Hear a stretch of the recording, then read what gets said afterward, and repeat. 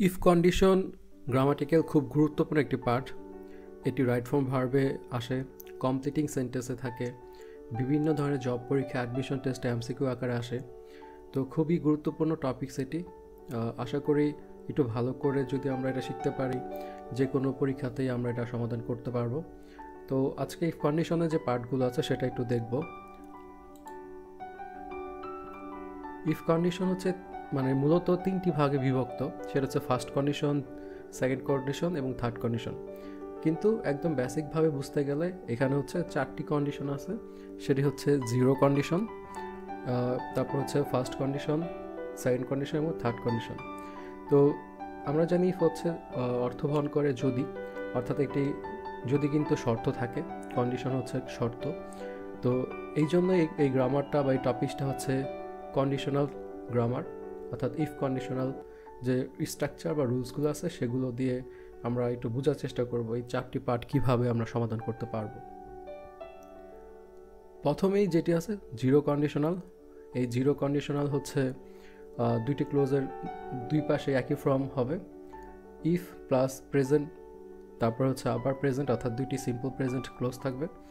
দুই পাশে সেন্টেন্সগুলো একই রকম সিম্পল প্রেজেন্ট ফর্মে থাকবে। যেমন হচ্ছে ইফ ইউ হিট আইস, যদি তুমি বরফকে হিট করো তাহলে ইট মেল্টস, অর্থাৎ এটি গলে যাবে। তো এটা হচ্ছে দুই পাশেই প্রেজেন্ট ফর্ম, এটাকে জিরো কন্ডিশন বলছে, অর্থাৎ একদম একই রকম দুই পাশে থাকে। এরপরে হচ্ছে ফার্স্ট কন্ডিশনাল। ফার্স্ট কন্ডিশনালটা আমরা ইন্টারমিডিয়েট পর্যন্ত প্রচুর পাই, অর্থাৎ সিম্পল একটি প্রেজেন্ট ফর্মে একটি লাইন থাকে, তারপরে লাইনটিতে হচ্ছে ফিউচার হয়, if plus present plus future. তো এখানে হচ্ছে ইফ হি হ্যাজ টাইম, যদি তার সময় থাকে, he will visit us next Friday, তাহলে সে হচ্ছে পরের ফ্রাইডে তাই ভিজিট করবে। তো এটি একটি ইম্পর্টেন্ট লাইন, এটা ঢাকা ইউনিভার্সিটিতে এবং হচ্ছে রাজশাহী ইউনিভার্সিটিতে বিগত সালে এসেছিল। তারপরে আরেকটি এক্সাম্পল আছে, ইফ হি রানস ফাস্ট, যদি সে দ্রুত দৌড়ায়, he will win the prize, সে হচ্ছে প্রাইজটি জিতবে। এটি রাজশাহী বিশ্ববিদ্যালয়ের আগে আসছিল।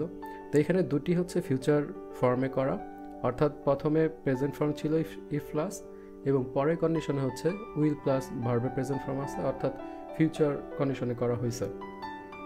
তো এই হচ্ছে ফার্স্ট কন্ডিশনাল স্ট্রাকচার। হোপফুলি এটা খুবই সহজ। তারপর হচ্ছে সেকেন্ড কন্ডিশনাল।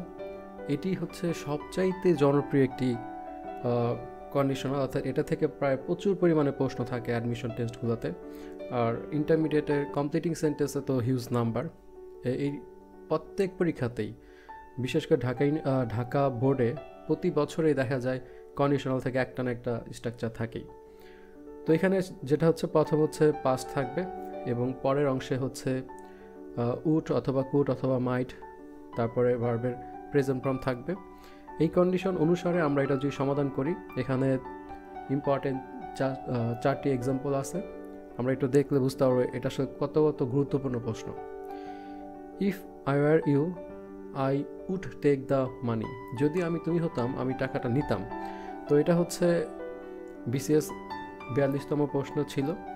মূলত এই অংশটুকু থাকে না, এই অংশটুকু এমসিকিউ অংশ থাকে, আমাদের চারটি অপশন থেকে এটা বাছাই করতে হয়। আর আমরা একাডেমিক পড়াশোনায় যেটা দেখি, যে কোনো একটি পার্ট হচ্ছে শূন্যস্থান থাকে, সেটি হচ্ছে কন্ডিশনাল রুলস অনুসারে সম্পূর্ণ করতে হয়। তো এই অংশটুকুই বেশিরভাগ ক্ষেত্রে গ্যাপে থাকে, তো এই অংশটা আমাদের পূরণ করতে হয় বেশিরভাগ ক্ষেত্রে। একই রকম আরও একটি line, if I R you I could not risk it, যদি আমি তুমি হতাম আমি ঝুঁকিটা নিতাম না। এটি জাহাঙ্গীরনগর বিশ্ববিদ্যালয়ে 21-22 সালে আসছে। তারপরে আরও একটি এক্সাম্পল আছে হচ্ছে, if I R you I couldn't complain about that, আমি তুমি হলে আমি কমপ্লেইন করতাম না এটি সম্পর্কে। এটিও 20-21 সালে একটি বিশ্ববিদ্যালয় আসে জাহাঙ্গীরনগর ইউনিভার্সিটিতে। একটু দেখলে খেয়াল করা যায় যে 20-21 সালে যে প্রশ্ন আসছে ঠিক একই রকম প্রশ্ন 21-22 সালে আসছে, অর্থাৎ এটা হচ্ছে রিপ্লে হয়, প্রচুর পরিমাণে প্রিভিয়াস কোয়েশ্চেন আবার আসে। তো আরেকটি এক্সাম্পল আছে ঢাকা ইউনিভার্সিটি 20-21 সালে আসছে, ইফ আই হ্যাড কার, যদি আমার একটি গাড়ি থাকতো, I would take you to a long drive, আমি তোমাকে লং ড্রাইভে নিয়ে যেতাম। তো এই হচ্ছে চারটি এক্সাম্পল। হোপফুলি খুব সহজেই এটা বোঝা যায়। তো এরপরেরটাতে যদি আমরা যাই, সেটা হচ্ছে থার্ড কন্ডিশনাল। এটা খুবই কঠিন এবং হচ্ছে মনে রাখা হয়তো কারোর জন্য মানে কষ্টকর।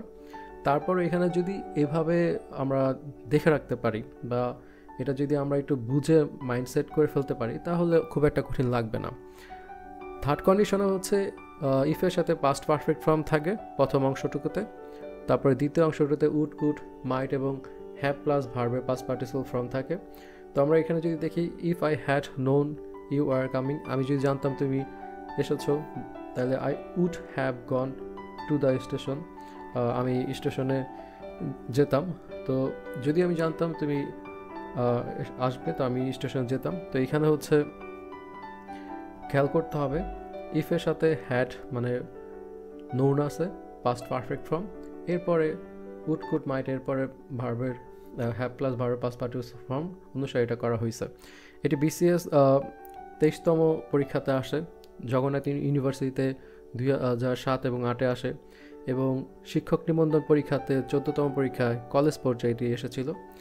ইফ কন্ডিশনাল থেকে প্রায় প্রত্যেকটা জায়গায়, প্রত্যেকটা কম্পিটিটিভ যে এক্সামগুলো আছে, অ্যাডমিশন টেস্ট, চাকরি পরীক্ষা, সব জায়গাতেই দেখা যায় আসে।